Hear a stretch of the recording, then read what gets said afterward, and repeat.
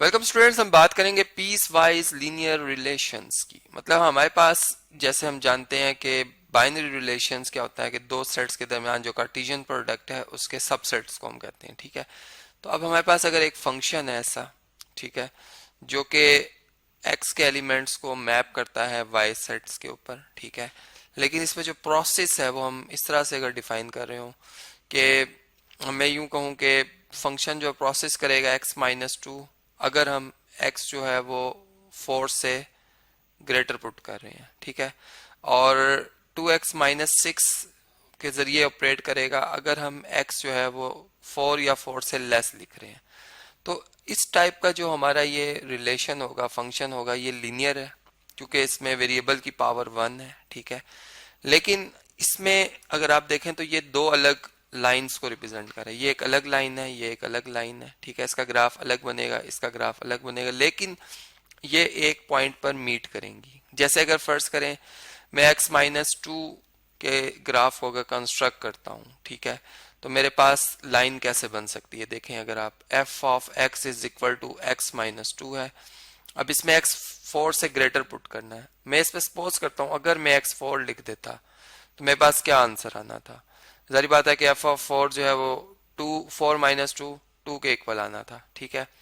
और इसी तरह अगर मैं x को 5 पुट कर लेता तो f ऑफ 5 किसके इक्वल आ जाना था, f ऑफ 5 आ जाना था 5-2 3 के इक्वल। इसका मतलब कि अगर ये मेरे पास x एक्सिस हो, ठीक है, और ये मेरे पास line vertical line y axis हो, ठीक है, और ये ओरिजिन हो, तो इसमें x जैसे ये 1 है, ये 2 है, 3 4 5, तो मैंने 4 और 5 पर x की वैल्यू को जब पुट किया तो y की वैल्यू मेरे पास क्या आ रही है, 2 और 3।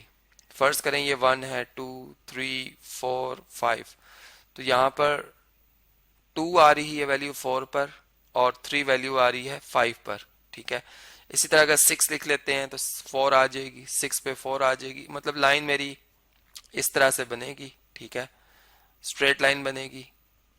अब ये चूंकि इसमें जो 4 है, 4 के ऊपर ये 4 इसमें चूंकि खुद शामिल नहीं है, यहाँ से ये एम्प्टी रहेगी, ठीक है। यहाँ पर मैं एक एम्प्टी जो है सर्कल बना देता हूँ यहाँ से, चूंकि ये पॉइंट शामिल नहीं है। लेकिन जब मैं इसके दूसरे पार्ट को सॉल्व करता हूँ, इसी फंक्शन को जो कि हमने दो हिस्सों में डिवाइड किया हुआ है, एक मेन फंक्शन को जो कि दो लाइंस को रिप्रेजेंट कर रहा है। अब अगर f ऑफ x हम 2x-6 की बात करते हैं और इसमें चूंकि x इक्वल भी और उससे छोटे भी हैं, तो अगर x को 4 पुट किया जाए तो हमारे पास f ऑफ 4 का आंसर क्या आएगा। देखें, 2 4 टाइम 8 -6 2 आ जाएगा। तो इसका मतलब ये 4 पर 2 आंसर देगा, तो जो एम्प्टी था जो सर्कल वो फिल हो जाएगा, ठीक है। और दूसरी बात ये कि मतलब कंटिन्यूटी आ जाएगी, वो एक पॉइंट जो कि इस लाइन में मिसिंग था, इस रे में, जो कि यहाँ से ऊपर की तरफ मूव हो रही थी, अब वो पॉइंट फिल हो गया। और अब अगर मैं x को 4 से लेस पुट करता हूँ, मतलब तो मैं इसमें x 3 पुट कर लेता हूँ, तो f ऑफ 3 क्या आ जाएगा जी, f ऑफ 3 आएगा 2 3 टाइम 6 -6 0, तो 3 पर 0 आ जाएगा, ठीक है।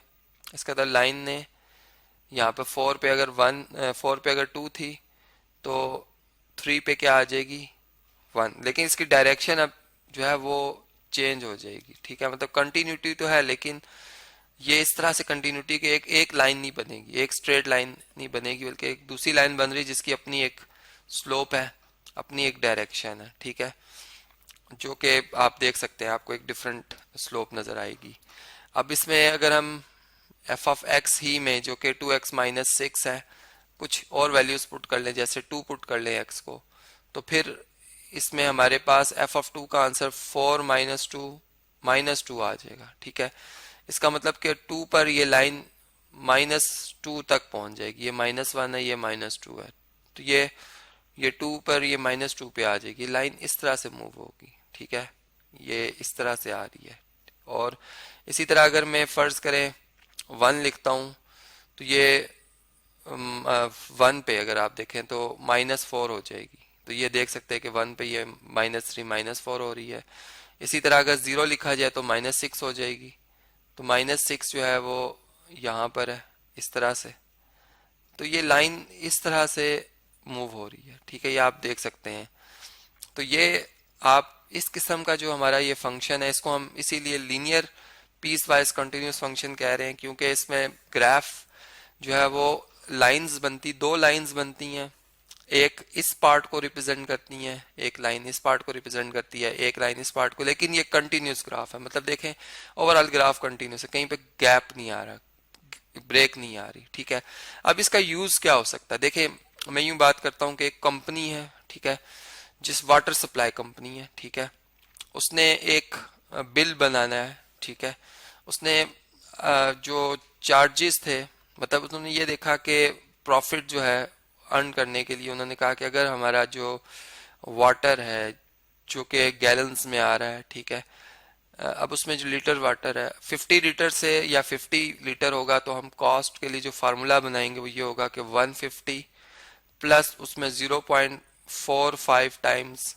जो वॉल्यूम हम यूज कर रहे होंगे वो हम कस्टमर से मतलब इस फार्मूला के तहत पैसे डिमांड करेंगे डॉलर्स में। ठीक है, और वो कस्टमर जो कि 50 लीटर से ज़्यादा यूज़ करेंगे उनके लिए जो कॉस्ट होगी उसका फार्मूला जो बनाया गया वो ये है कि 172.5 प्लस 0.65। देखिए इसमें इन्होंने जो मतलब 50 लीटर से ऊपर जो यूज़ होगा लीटर वाटर, ठीक है, उसके लिए उन्होंने इस फार्मूला को चेंज किया और अब जो रेट उनका है वो ज़्यादा इंक्रीज कर गया और देखें 172.5 ऐड हो रहा है।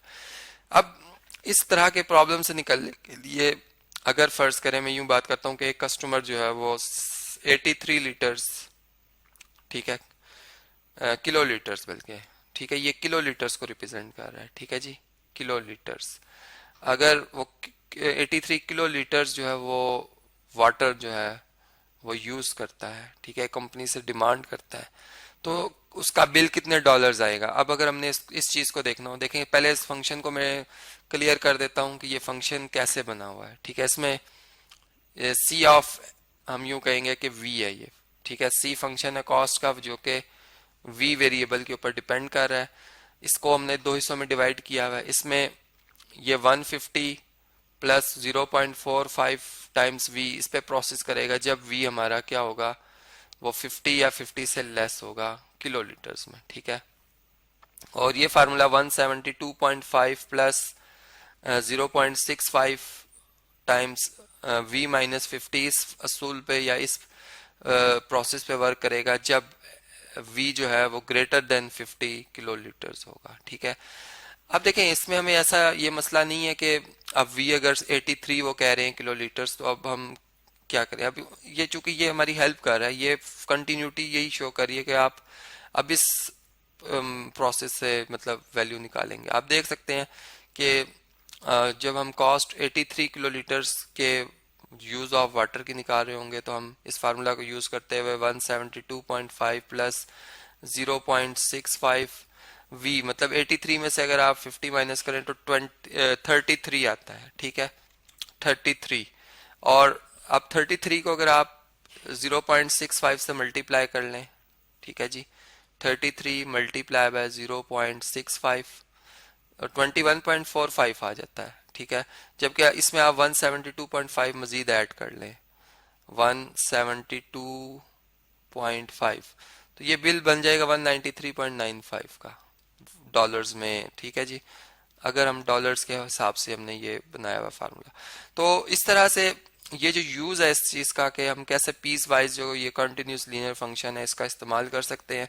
अब इसमें ये डाउट नहीं रहेगा कि अगर वी देखा अगर 50 होता, एग्जैक्ट 50 होता, तो चाहे मैं इस प्रोसेस से कॉस्ट निकालूं या इस प्रोसेस से कॉस्ट निकालूं, मेरी कॉस्ट कितनी बननी है 172.5, जो कि आपकी एक असाइनमेंट है कि आप इसमें V50 पुट करके देखिएगा, दोनों जो प्रोसेस है वो हमें सेम अमाउंट देंगे, लेकिन जब V से ज्यादा मतलब 50 से ज्यादा हम वॉल्यूम यूज करेंगे फिर हम इस प्रोसेस से, क्योंकि इसमें रेट वो इंक्रीज कर रहे हैं। जैसे बिल्स भी होते हैं, इलेक्ट्रिसिटी के बिल्स अगर आप देखें तो उसमें भी इसी तरह से फार्मूलाज बने होते हैं जो कि हमने जूनियर क्लासेस में हमने इस तरह के कई प्रॉब्लम्स किए हैं। आप हमारे लेक्चर्स वहां से भी ये देख सकते हैं।